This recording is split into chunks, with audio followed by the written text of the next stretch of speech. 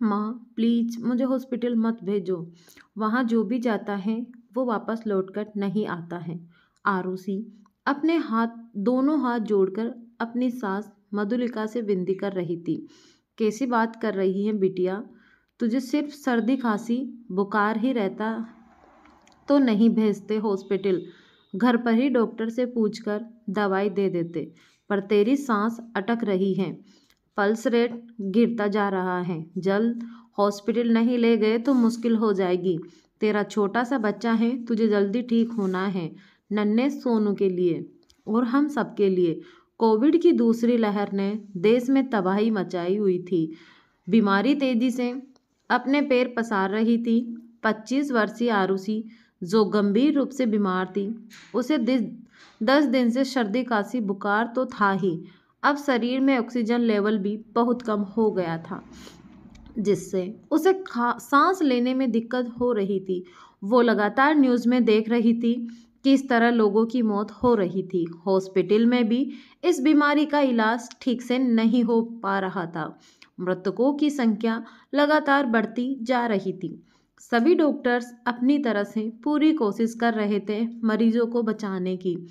मरीजों का इलाज करते हुए कई डॉक्टरों की भी मौत हो रही थी। बीमारी से ज़्यादा दशहत से लोग मर रहे थे। एक डॉक्टर की पत्नी होते हुए भी उसे बार बार यही लग रहा था कि उसका बचना मुश्किल है। जब भी उनके परिवार ने कोविड के शुरुआती दिनों से ही पूरी सावधानी बरतनी शुरू कर दी थी। जबलपुर के रामेश्वर यादव के परिवार का हाल बुरा था। उनके परिवार में वो और उनकी बहू आरुषि कोरोना पीड़ित हो गए थे। उनकी पत्नी मधुलिका यादव अपनी बहू आरुषि को बेटे की तरह ही मानती थी। आरुषि का 2 साल का बेटा सोनू अपनी माँ के पास 10 दिन से नहीं जा पा रहा था, तो मधुलिका उसे अपनी ममतामयी आंचल में छुपाए रखती, उसे ढेरों कहानी सुनाती, घर में सकारात्मक माहौल बना रहे उसका पूरा ध्यान रखती। अपने पति और बहू दोनों का पूरा ध्यान रख रही थी। समय पर दवाइयाँ, नाश्ता, खाना, किसी चीज़ में कोई कमी नहीं रख रही थी। सोनू मम्मा पास जाना है कि जिद जब करता तो वो भी उसके साथ रोती। कितनी मजबूर हो गई थी मधुलिका।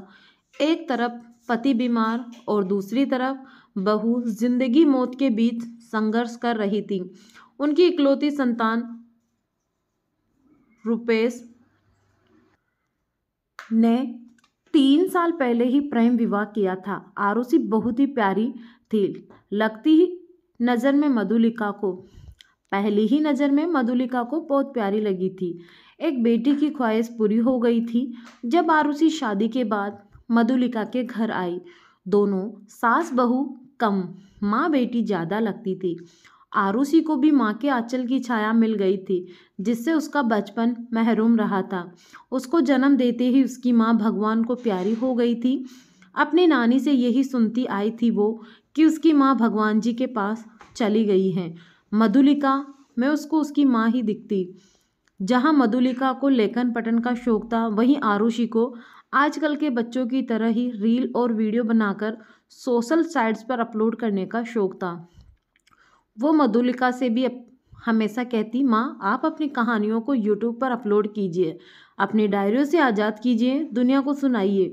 हंसमुख स्वभाव की जिंदा दिल आरुषि कई दिनों से तकलीफ में थी, पर फिर भी कोशिश करती अपने चेहरे पर मुस्कान बनाए रखने की। मधुलिका अपने पति और बहू के ठीक होने की भगवान से प्रार्थना करती रहती। बेटा सिटी हॉस्पिटल में डॉक्टर था, उसकी ड्यूटी कोविड वार्ड में ही लगी रहती। कई दिन घर नहीं आ पाता। छोटा सा सोनू समझ ही नहीं पाता था कि सबको क्या हो गया है। बाबा उसे अब गोदी क्यों नहीं उठाते और उसकी मम्मी के पास उसे क्यों नहीं जाने दिया जाता। उसका खाना पीना, नहाना धोना, सुलाना उठाना, खेलना कूदना, कहानी सुनाना और सारा काम अब माँ ही क्यों करती थी। वो अपनी दादी मधुलिका को माँ ही बोलता था। आरुषि की तबीयत जब ज़्यादा बिगड़ने लगी, तब उसकी साथ मधुलिका ने शहर के सबसे अच्छे हॉस्पिटल के लिए एम्बुलेंस को फ़ोन किया। आरुषि को जब पता चला, वो अपने पलंग के पीछे छुप गई। बिटिया जिद मत करो, घर में इलाज संभव नहीं है, तुम जल्द ही ठीक होकर आओगी। तभी तो अपने सोनू को संभाल लोगी। 10 दिनों में ही इससे नाक में दम कर दिया है। अब इस उम्र में मैं इसके पीछे, मुझसे तो भागा नहीं जाता। माँ, आप क्यों नहीं समझ रही? हॉस्पिटल से वापस नहीं आ पाऊंगी मैं। ये मेरा मन कहता है। यहाँ हूँ तो दूर से ही सही आप सबको देख रही हूँ, अपने सोनू की आवाज़ सुन रही हूँ। बेटा, इस तरह आइसोलेशन में रहने से तबीयत ठीक होनी मुश्किल है। देखो, पापा जी को भी दूसरे अस्पताल ले जा रहे हैं। आरुषि के कमरे के बाहर खड़ी मधुलिका उसे हॉस्पिटल जाने के लिए समझा रही थी। आरुषि को सांस लेने में दिक्कत हो रही थी।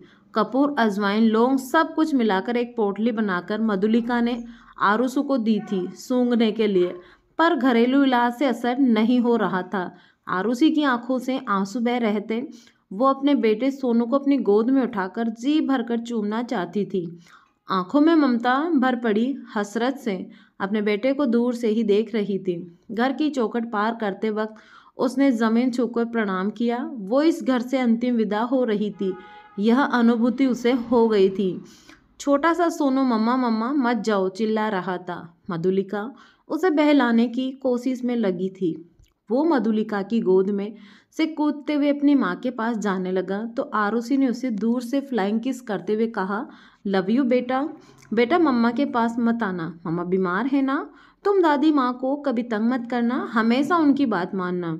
उनके आंचल में ढेर सारी खुशियाँ छुपी हैं, वो सब तुम्हारे लिए हैं। तुम उन्हें माँ कहते हो ना, हमेशा माँ के पास रहना। हाँ मम्मा, माँ अच्छी हैं, मुझे बहुत प्यार करती हैं, ढेर सारी चीज़ों भी देती हैं, कहानी भी सुनाती हैं। पर मम्मा, तुम कहाँ जा रही हो मुझे छोड़कर?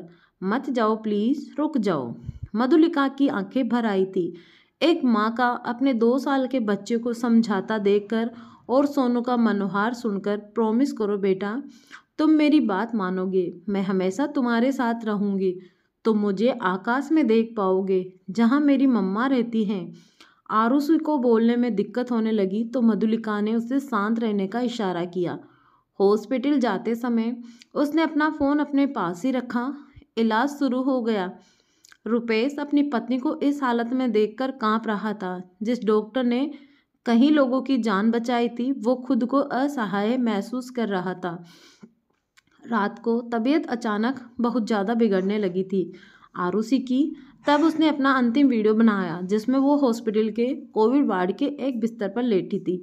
उसकी सांसें तेज चल रही थी। मैं अब जा रही हूँ अपने छोटे से बच्चे को छोड़कर। जिस माँ के आंचल में उसे अपनी माँ का प्यार मिला, उसी माँ को सौंपकर अपनी जन्मदायिनी माँ के पास जा रही हूँ। माँ, आप हैं तो मुझे सोनू की चिंता नहीं है, पर रुपेश तुम्हारा साथ नहीं दे पाई, मुझे माफ़ कर देना। उसकी सांसें उखड़ने से पहले उसने यह वीडियो पोस्ट कर दिया था अपने इंस्टाग्राम और फेसबुक पर। माँ, मम्मा कब आएंगी? रोज़ सोनू मधुलिका से पूछता। महीनों बीत गए, कल कल करती। रामेश्वर जी ठीक होकर अस्पताल से आ गए थे।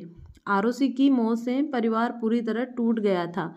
एक दिन अचानक फ़ोन से खेलते वक्त सोनू ने आरुषि के उस वीडियो को देख लिया। पहले तो अपनी मम्मा को देखकर खुशी से ताली बजाने लगा, फिर मधुलिका के पास फ़ोन लाकर बोला, माँ, मम्मा को आने को बोलो, आप बड़े हो ना मम्मा से, वो आपकी सारी बात मानेंगी। मधुलिका ने जो महीने से आंसू रोके हुए थे, सोनू को छाती से लगा खूब रोई। माँ, मम्मा मर गई क्या? इस सवाल का जवाब देने की हिम्मत नहीं थी मधुलिका में। माँ जो मर जाते हैं वो तारा बन जाते हैं ना, आपने कहानी में सुनाया था ना, तो क्या मम्मा भी तारा बन गई होंगी? चलो मम्मा को देखकर आते हैं। नन्हा सोनू मधुलिका की उंगली पकड़कर खुले आकाश के नीचे अपने आंगन में आया। आकाश की तरफ उंगली करके बोला, माँ बताओ ना, इन तारों में से मेरी मम्मा कौन सी है? मधुलिका ने अपने आंचल से आंसू पोंछे और कहा, तुम चलकर देखो, जो तारा सबसे चमकीला होगा और तुम्हारे साथ साथ चलेगा वही तुम्हारी मम्मा है। वो हमेशा तुम्हारे साथ चलेगी। नन्हा सोनू आंगन में दौड़ने लगा और थोड़ी देर में रुककर आकाश की तरफ देखता है। सबसे चमकीला तारे की तरफ उंगली करके बोला, माँ, यह रही मम्मा। हाँ बेटा, यही तुम्हारी मम्मा है। इतना कहकर मधुलिका ने सोनू को अपने आंचल में छुपा लिया। बेटे रुपेश ने दूसरी शादी करने से साफ इनकार कर दिया। माँ, आप इसकी माँ हैं, सौतेली माँ नहीं लाऊंगा अपने सोनू के लिए। दोस्तों, कहानी को ज़रूर शेयर करें और चैनल को ज़रूर सब्सक्राइब करें।